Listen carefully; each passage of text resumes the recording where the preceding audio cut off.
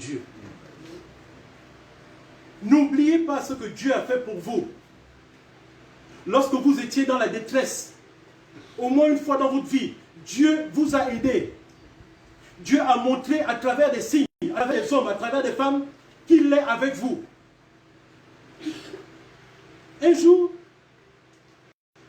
quand ma mère est décédée, quelqu'un est venu me dire, viens, je vais t'amener chez un ganga pour que tu vois qui a tué ta mère.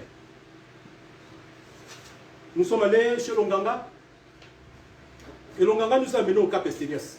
Le Cap à Libreville, le Cap est au nord de Libreville, pour ceux qui ne connaissent pas Libreville. Nous sommes rentrés à la forêt de la Monda. J'ai dit, je vais un peu voir ça aujourd'hui. Le fétichisme, c'était dans les années 2004. Parce que quand un problème vous arrive, un autre succède, un autre arrive. Ouais. Quand j'ai perdu ma mère, après j'ai perdu le travail, après j'ai perdu ceci, après j'ai perdu cela. Tout était effet domino. Jusqu'au moment où je ne sais pas possible, je vais un peu aller voir les féticheurs. J'ai abandonné ma veste de chrétien. Mais quand je suis allé là-bas, nous étions à deux. On est allé autour d'un arbre, avec il y a des cadenas. Et il me dit, attends, tu vas voir comment ta mère va te parler pour dire qu'il a tué. J'ai dit, bon, comment on va voir?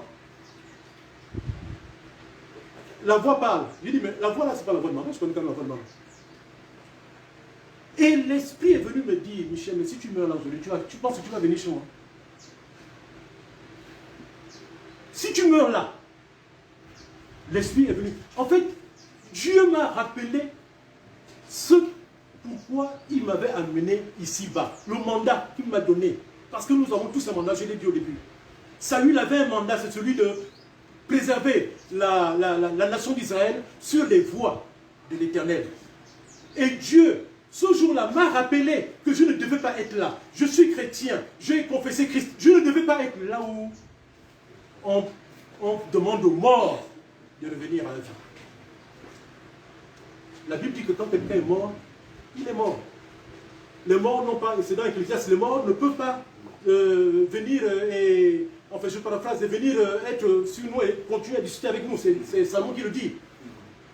Un homme est mort, la Bible dit qu'après la mort vient le jugement. Donc quand toi, tu vas pour interroger les morts, c'est pas ça qui va concourir à la vie éternelle.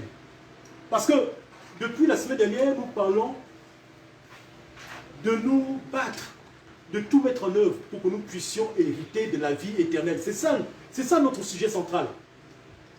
Et dimanche passé, nous avons parlé de comment aller. Et là, nous parlons des choses pratiques. Comment vivre en tant qu'autorité, en tant qu'homme, en tant que chef de famille, en tant que femme, en tant que leader. Comment vivre? Est-ce qu'il faut vivre en vendant son âme au diable? Est-ce qu'il faut vivre en donnant sa vie à un autre homme parce que j'ai besoin d'un travail? Et au Gabon, c'est légion. L'homosexualité. On revient parce que c'est légion.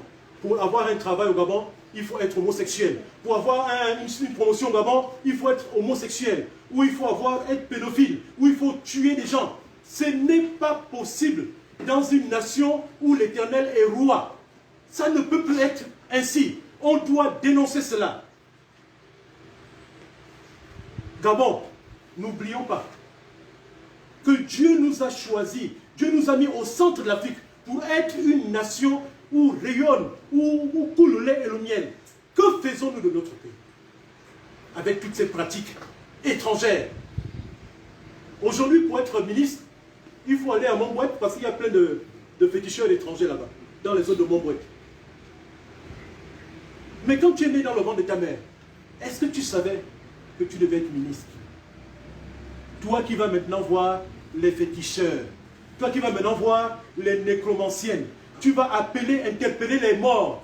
Moi j'ai eu à faire cela, après j'ai arrêté parce que ce n'était pas bien, parce que Dieu m'a dit que ce n'est pas bien et que si je continuais, j'allais mourir.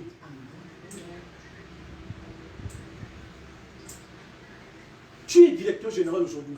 Tu as fait l'école. Même si tu n'as pas fait l'école, Dieu a voulu que tu sois là. Si on demande d'aller voir les féticheurs, les nécromanciennes, pour que tu puisses avoir des têtes de mort dans ta voiture, ou des bagues avec des têtes de mort dans les bras, tu es en train de mourir. Et Saül, en allant voir la nécromancienne, en violant la loi de Dieu, en violant le propre décret qu'il a eu à mettre en place, s'est condamné lui-même. Et il a condamné sa famille. Parce que dans sa fourberie, il a entraîné Jonathan, l'ami de David. Jonathan, son fils, qui devait être son héritier. La dernière fois, on s'est posé des questions avec le pasteur. Une des questions était de savoir si Jonathan existait, est-ce que David allait être roi? Mais tout ce que Dieu fait est bon. Et si Jonathan ne devait pas mourir ce jour-là, Dieu sait ce qui devait se passer. C'est la raison pour laquelle nous, chrétiens, nous disons que notre avenir est dans les mains de Dieu. Et nous n'avons rien à craindre. Que nous mourons ou que nous vivions, nous sommes dans les bras de Dieu. Et Dieu, le Seigneur a dit, je suis avec vous tous les jours, jusqu'à la fin du monde. Alléluia. L'oubli. Toi qui oublies souvent ce que Dieu a fait pour toi. Toi qui oublies souvent ce que ton frère ou ta soeur a fait pour toi au nom de Jésus. Dieu nous interpelle aujourd'hui à revenir, à être reconnaissant, à se souvenir